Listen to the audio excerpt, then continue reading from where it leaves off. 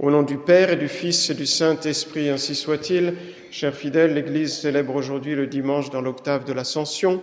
L'Ascension de notre Seigneur Jésus-Christ est une des plus grandes fêtes de l'Église.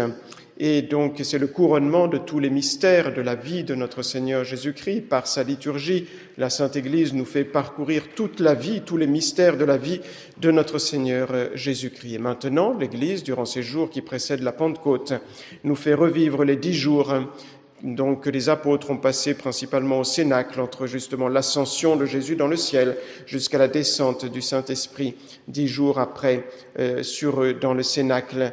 Et les apôtres, donc, sur la recommandation de notre Seigneur Jésus-Christ, s'étaient retirés durant ce temps, en attendant la venue du Saint-Esprit, à Jérusalem, en prière, on pourrait dire en retraite, aussi avec la très sainte Vierge Marie. Cherchons, chers fidèles, à les imiter durant ces 10 jours en nous efforçant, nous aussi, d'intensifier notre prière pour demander que le Saint-Esprit descende dans nos âmes avec plus d'abondance et de prier aussi d'une manière particulière la très sainte Vierge Marie pour nous préparer à cette grande fête de la Pentecôte.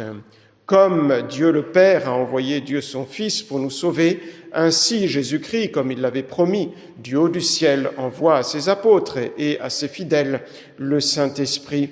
Ce Saint-Esprit que nous avons reçu avec ses 7 dons, quand nous avons été baptisés, et avec plus d'abondance, quand nous avons reçu le sacrement de la confirmation, ce Saint-Esprit nous donne, chers fidèles, de façon particulière, la vertu de force et l'esprit de vérité. Le Saint-Esprit est un esprit de force pour affronter les persécutions. Jésus, dans l'évangile que vous venez d'entendre, demande à ses disciples d'être ses témoins, de témoigner en sa faveur. Et vous savez que le suprême témoignage envers notre Seigneur Jésus-Christ, donc il atteint son sommet quand un fidèle de notre Seigneur Jésus-Christ, un disciple, scelle ce qu'il dit, ce qu'il affirme, donc la foi qu'il affirme avec le don de sa vie. Car alors c'est évidemment le témoignage le plus désintéressé possible, où le disciple du Christ donne tout, même sa vie, pour témoigner de notre Seigneur Jésus-Christ, pour témoigner de la foi. C'est le martyr, et martyr signifie témoin. Le martyr, c'est le témoin par excellence de Jésus. De même que Jésus a donné sa vie, a témoigné avec sa mort, de même, beaucoup de chrétiens durant la vie de l'Église, et encore aujourd'hui, ont témoigné très souvent avec leur mort, avec le don de leur vie, de la foi qu'ils avaient en la divinité de notre Seigneur Jésus-Christ et de son Église. Évidemment, pour donner ce témoignage suprême, il faut avoir l'esprit de force qui vient du Saint-Esprit. Et donc, en donnant ce témoignage, on témoigne de la vérité. L'Esprit Saint, c'est un esprit de vérité. Alors Jésus, dans l'Évangile, annonce à ses disciples les persécutions qu'ils subiront afin qu'ils ne se scandalisent pas, c'est-à-dire qu'ils ne cèdent pas devant les persécutions. Ils vous chasseront des synagogues, dit notre Seigneur Jésus-Christ. Les synagogues, ce n'étaient pas seulement des lieux de culte envers Dieu, mais c'était aussi des lieux de réunion de la société juive. Et donc, être chassé de la synagogue signifiait, dans ce temps-là, être mis au banc de la société et être digne de mort. Et quiconque, ajoute Jésus, vous tuera, le fera en croyant rendre gloire au bon Dieu. Et tout de suite après les paroles de notre Seigneur Jésus-Christ, peu de temps après, Saint Paul, alors qu'il était encore Saul, quand il était un juif zélé, se rendra coupable. Il réalise en quelque sorte ces paroles de notre Seigneur Jésus-Christ en se rendant coupable de la mort du diacre Saint Étienne, croyant rendre gloire à Dieu, mais en fait en l'offensant gravement. Alors, est-ce que l'on peut dire, suivant l'Évangile que nous venons d'entendre, comme nous l'entendons souvent, n'est-ce pas, que les chrétiens, les disciples du Christ, les Juifs et les musulmans, ont le même Dieu. Est-ce que cela est vrai ? Jésus nous dit dans l'Évangile d'aujourd'hui, « Ils vous traiteront de la sorte, ils vous persécuteront, parce qu'ils ne croient ni au Père, ni à moi. » Et donc, Jésus nous dit que celui qui refuse de croire en lui, qui est le Fils de Dieu, refuse aussi de croire en Dieu son Père, qui engendre Dieu le Fils de toute éternité. Donc celui qui refuse de croire en notre Seigneur Jésus-Christ, refuse de croire dans la Sainte Trinité. Il refuse Dieu, en tout cas il ne le connaît pas, il ne sait pas qui est Dieu, et donc il ne croit pas en Dieu. Et donc les musulmans et les juifs n'ont pas le même Dieu que nous. Et en effet, toute la foi tourne autour de notre Seigneur Jésus-Christ, nous le savons bien, puisque nous sommes donc chrétiens et catholiques. Et la demande que Jésus posa un jour solennellement à ses apôtres, « Pour vous, qui suis-je? Dites-moi qui je suis pour vous », a dit notre Seigneur Jésus-Christ. Eh bien, cette demande est déterminante pour la foi et pour le salut éternel. Et vous savez que c'est Pierre qui a pris la parole et qui a répondu « Tu es le Christ, le Fils du Dieu vivant ». La deuxième personne de la Sainte Trinité. Nous sommes là au cœur du christianisme. Toute la foi chrétienne est centrée sur ce dogme de la divinité de notre Seigneur Jésus-Christ, que Jésus est véritablement Dieu. Et en effet, Saint Jean dit « Celui qui ne reconnaît pas que Jésus est Dieu, celui-là, c'est l'Antéchrist. Mais celui qui reconnaît que Jésus est Dieu, il a l'Esprit de Dieu en lui. » Alors nous entendons aussi souvent dire autour de nous, ceux qui nient cependant la divinité de notre Seigneur Jésus-Christ le font par ignorance. Et en effet, même Jésus sur la croix, a demandé pardon à Dieu son Père pour ceux qui le crucifient en disant parce qu'ils ne savent pas ce qu'ils font. Et les apôtres, après la Pentecôte, souvent ont dit en juif, dans le but de les amener à la conversion, vous avez tué notre Seigneur Jésus-Christ, mais vous l'avez fait par ignorance. Et alors, beaucoup de personnes pensent que l'ignorance excuse de tout péché, toujours, puisque quand on est dans l'ignorance, par définition, on ne sait pas où est la vérité. Et donc, quand on fait le mal sans le savoir, en fait, on ne pêche pas. Les ignorants de la foi pensent, la plus grande partie des personnes, ceux qui ignorent la foi vont en très grand nombre au ciel. Est-ce que cela est vrai ? Est-ce que c'est vrai que l'ignorance, c'est comme une grande porte ouverte, l'ignorance de la foi, une grande porte ouverte vers le ciel? Est-ce que c'est vrai que se tromper en étant de bonne foi, c'est être assuré de se sauver, d'aller au ciel? Est-ce qu'on peut être tranquille quand on se trompe? On est dans l'erreur, pour les choses de foi ou de morale grave, n'est-ce pas, en croyant faire le bien. Et surtout, est-ce que tous ceux qui se trompent, sans savoir qu'ils font le mal, se trompent vraiment de bonne foi, comme on le pense souvent? Si on peut répondre oui à toutes ces questions, alors, le principe de la liberté religieuse est vrai. Mais malheureusement, on ne peut pas répondre oui, on doit répondre non à cette question. Avant justement de vous parler de cette question, qui est une question tout ce qu'il y a de plus d'actualité, justement tout d'abord à cause de la question de la liberté religieuse qui était enseignée à Vatican II et qui est une hérésie. Et justement répondre à ces questions, c'est montrer non seulement les arguments de foi, mais aussi les arguments de raison pour lesquels la liberté religieuse est contre la raison et contre la foi. Et aussi une question d'actualité, parce que, comme vous le savez, pour la plupart des personnes à l'heure actuelle, malheureusement, ce qui compte, c'est, comme on dit, d'être sincère, c'est-à-dire qu'en fait, pour beaucoup de personnes, chacun a sa vérité, chacun a sa religion et chacun a sa vérité. Avant de répondre à ces questions, il est bien de rappeler qu'il y a quand même une différence, il est vrai, de gravité entre l'ignorance et l'erreur. L'esprit de Jésus, c'est un esprit de vérité. Il est venu nous enseigner la vérité. Et la vérité et la vie sont une seule et même chose, nous dit notre Seigneur Jésus-Christ, car il est la vérité et la vie. Mais quand on est hors de la vérité, on peut en effet être ou dans l'erreur ou alors dans l'ignorance. L'ignorance, cela signifie qu'on ne sait pas. Par contre, l'erreur, c'est quand on affirme, qu'on croit savoir, n'est-ce pas, qu'on affirme une chose et par contre qu'on se trompe. Et donc, on comprend par là que l'erreur est plus grave que l'ignorance. Il y a peu de personnes, malheureusement, qui ont l'humilité de reconnaître, et peut-être que cela nous arrive aussi à nous aussi d'ailleurs, de reconnaître qu'ils ne savent pas. Parfois, on affirme et on ne sait pas, justement. Et nous devons nous souvenir, justement, que bien des péchés ont été commis non seulement par ignorance, mais aussi par erreur. Ceux qui ont tué notre Seigneur Jésus-Christ n'étaient pas ignorants. Ils se trompaient sur la vérité, mais ils croyaient savoir.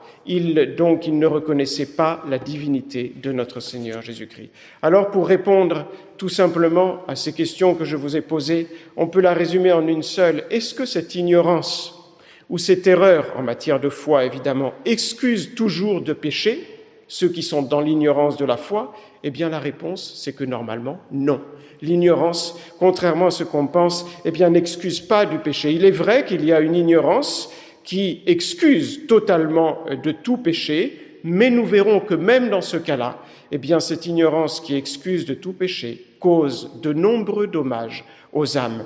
Et il y a l'ignorance qui excuse en partie du péché, mais c'est-à-dire qui va diminuer la responsabilité de celui qui est dans l'ignorance, mais qui lui laisse quand même sa responsabilité de ce qu'il fait devant Dieu. Et il y a une ignorance aussi qui aggrave le péché, au lieu d'excuser le péché. Quelle est cette ignorance qui aggrave le péché? Eh bien, vous connaissez l'Évangile, chers fidèles, et par exemple, Jésus dit dans l'Évangile, « Je peux vous pardonner tous les péchés, mais il y a un péché que je ne peux pas pardonner, c'est le péché contre le Saint-Esprit. » Qu'est-ce que c'est que le péché contre le Saint-Esprit?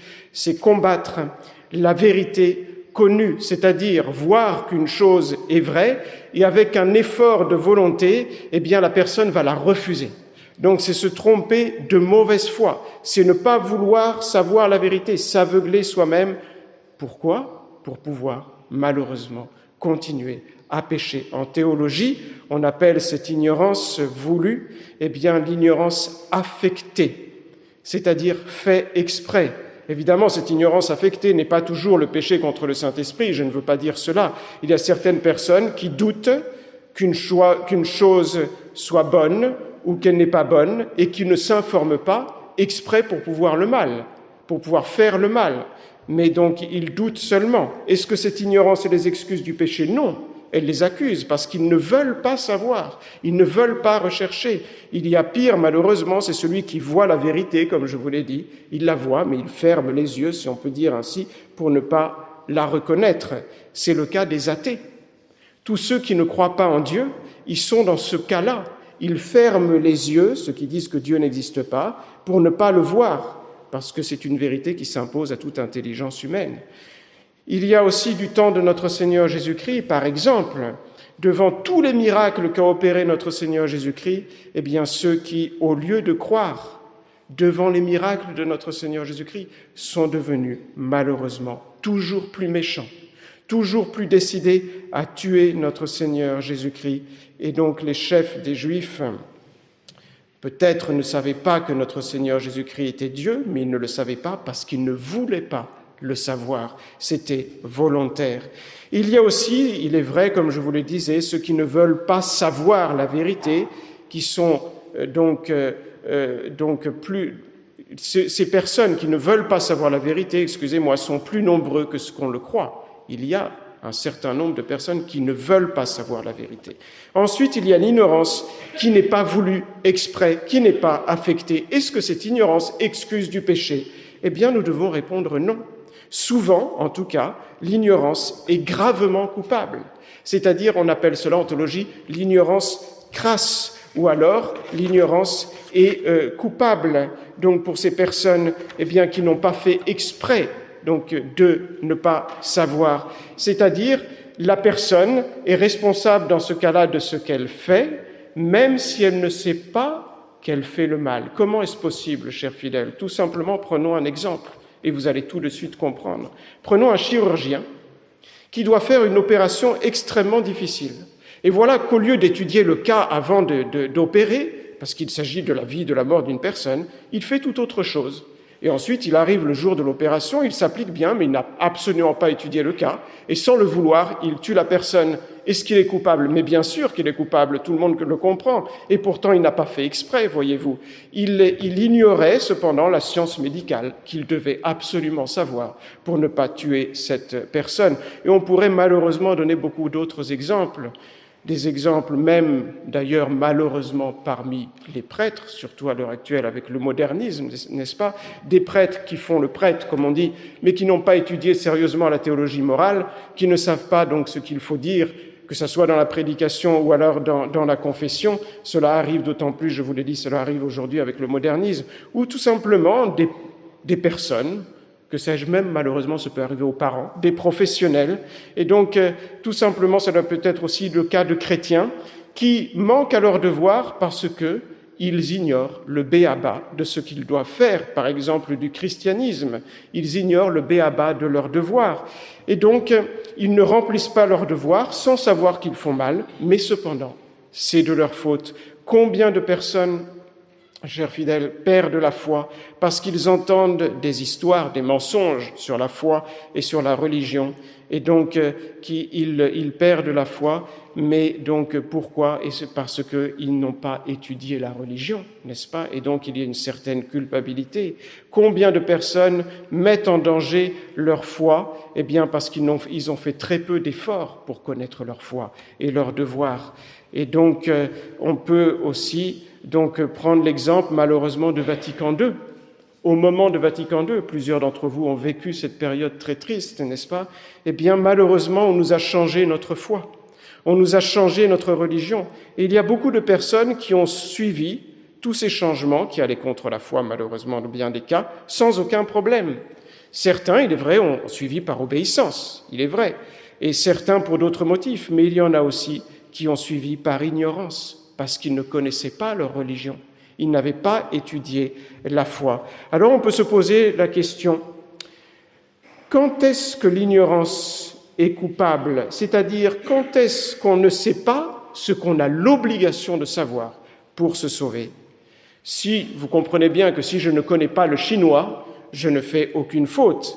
Si vous ne connaissez pas, vous, la philosophie thomiste et la théologie thomiste, vous ne faites pas de faute, parce que vous n'êtes pas prêtre, n'est-ce pas? Mais si vous ne connaissez pas, par contre, les vérités religieuses qui sont à votre portée, qui vous permettent de remplir les devoirs de votre foi, eh bien, vous manquez, par contre, à votre devoir. Et parfois, cela peut être grave. Alors, justement, il y a une question qui peut venir à l'esprit. Est-ce que telle ou telle personne, on va se dire, elle s'est trompée, elle a pris une fausse voie, est-ce que c'est de sa faute ou ce n'est pas de sa faute? Est-ce qu'elle est coupable ou elle n'est pas coupable? Cela, c'est la question du bon Dieu, n'est-ce pas? Nous ne le savons pas. Dieu seul le sait. Nous ne devons pas juger les âmes. Et donc, bien souvent, il est difficile, en effet, de juger la gravité et la culpabilité d'une personne qui s'est trompée, qui a pris une fausse voie, qui a abandonné la foi, objectivement, et de savoir si c'est de sa faute ou si ce n'est pas de sa faute. Ce qui est certain, c'est que toutes ces personnes sont en danger pour leur salut éternel, plus ou moins. Il faut quand même ajouter, chers fidèles, qu'il y a des ignorances qui sont non coupables, il est vrai. Donc il est bien connu, par exemple, on donne l'exemple de celui qui mange de la viande le vendredi, combien de fois cela arrive, n'est-ce pas? Et qui pensait que c'était le jeudi. Évidemment, il n'a pas fait de faute parce qu'il était ignorant que c'était le vendredi. Ou même parfois, il y a des gens qui mangent la viande le vendredi à l'heure actuelle sans savoir que c'est un péché, alors que l'Église nous l'interdit. Dans ce cas-là, il n'y a pas de péché à cause de l'ignorance qui excuse. Je voudrais en venir à une dernière question qui est plus importante, chers fidèles. Est-ce que, une question pratique pour chacun d'entre nous, est-ce qu'il faut laisser toutes ces personnes qui sont dans l'ignorance de la vraie foi, de telle sorte que quand elles font le mal, on se dit elles ne pêchent pas puisqu'elles sont ignorantes? Est-ce qu'il faut se taire en face de ces personnes afin que les personnes continuent à ignorer leurs devoirs qu'elles devraient faire? Et donc, il est vrai que dans certains cas rares, on doit se taire, mais normalement, chers fidèles, eh bien, il faut parler, il faut les éclairer, parce que l'ignorance se fait du mal, toujours, même à celui qui n'est pas coupable, même à celui qui est ignorant de la vraie foi, sans être coupable. Jésus dit clairement dans l'Évangile, « Laissez-les aller, ce sont des aveugles qui conduisent d'autres aveugles. Il y a les guides des aveugles et les aveugles qui sont guidés par les guides aveugles. Et tous deux, dit Jésus, tomberont dans la fosse. » C'est-à-dire que celui qui conduit les autres en étant aveugle, évidemment, est coupable. C'est l'histoire du chirurgien, par exemple, qui donc ne savait pas ce qu'il devait faire, n'est-ce pas? Et l'autre aveugle, lui, il est guidé par un aveugle, il n'est pas coupable. Mais malheureusement, dit Jésus, eh bien, le résultat triste risque d'arriver pour les deux en ce sens, chers fidèles, que l'erreur fait toujours du mal, toujours, et la vérité fait toujours du bien. On peut prendre l'exemple du venin. Même si on prend du venin sans le savoir, on se fait mal, n'est-ce pas? Eh bien, il en est un peu ainsi pour de l'erreur. L'erreur fait toujours le mal. Jésus nous dit clairement dans l'Évangile, c'est la vérité qui vous libérera. Ce ne peut pas être l'erreur. Et Jésus n'a pas laissé le monde dans l'ignorance. Jésus a prêché la vérité, même quand c'était très difficile de la prêcher, et parfois difficile pour les personnes d'accepter ce qu'il allait dire, parce que Jésus nous a enseigné que c'est la vérité qui sauve. C'est la foi qui sauve, et donc il n'y a que la foi qui peut sauver. Et donc, en général, chers fidèles, il y a des exceptions, évidemment, mais nous ne devons pas laisser les personnes dans l'ignorance. Nous devons témoigner de la vérité. En tout cas, les personnes que nous côtoyons donc régulièrement, eh bien, nous devons essayer de les éclairer, parce qu'elles risquent fort pour leur salut éternel. Je ferai une dernière objection. Donc, pour ceux qui défendraient, ce n'est pas vous évidemment, pour répondre à ceux qui défendent la liberté religieuse, il faut laisser la liberté à toutes les religions, comme enseigne Vatican II.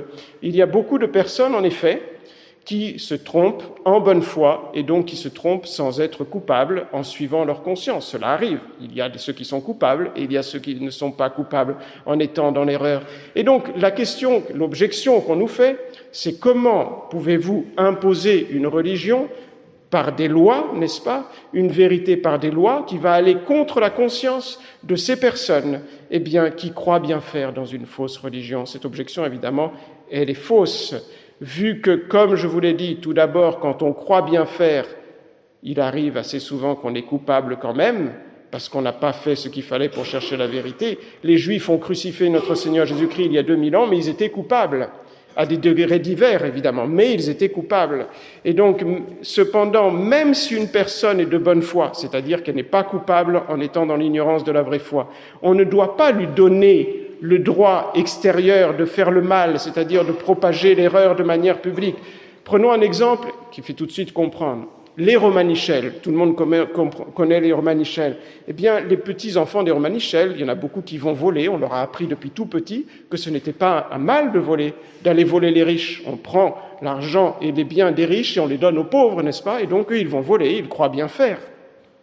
Ces petits Romanichels, en tout cas, ils sont de bonne foi. Est-ce que cela veut dire qu'on doit les laisser voler? On doit mettre une loi, par exemple, pour les Romanichels, parce qu'ils pensent bien faire et il faut permettre le vol pour eux-mêmes? Non, évidemment non, tout le monde le comprend. Eh bien, en matière de religion, c'est exactement la même chose. Et même, c'est beaucoup plus dommageable, l'erreur en matière de foi, qu'en matière, par exemple, de vol. Et donc, même si l'erreur est faite de bonne foi, eh bien, ces personnes-là n'ont pas le droit, celles qui sont dans des fausses religions. Ils n'ont pas le droit objectif à diffuser leur fausse religion parce que l'erreur n'a aucun droit, même quand on peut supposer que cette erreur, comme je vous l'ai dit, était de bonne foi. Pourquoi? Je vous répète, parce que l'erreur fait toujours du mal, que ce soit dans le domaine doctrinal de la foi ou dans le domaine moral. C'est-à-dire que l'erreur porte toujours derrière elle, même pour les personnes qui sont de bonne foi, des conséquences mauvaises. Voilà pourquoi il faut toujours interdire tout ce qui est objectivement mauvais et tout ce qui est objectivement faux dans la société. Et c'est le grand malheur de notre société qu'on ne le fait plus. Malheureusement, la mentalité a complètement changé parce que ce n'est plus une mentalité catholique dans laquelle nous vivons. Et donc, c'est la mentalité contraire. Il y a, comme on dit, le primat de la conscience subjective. Ce qui compte pour les gens maintenant, c'est ce que je pense moi, et non pas de la conscience objective.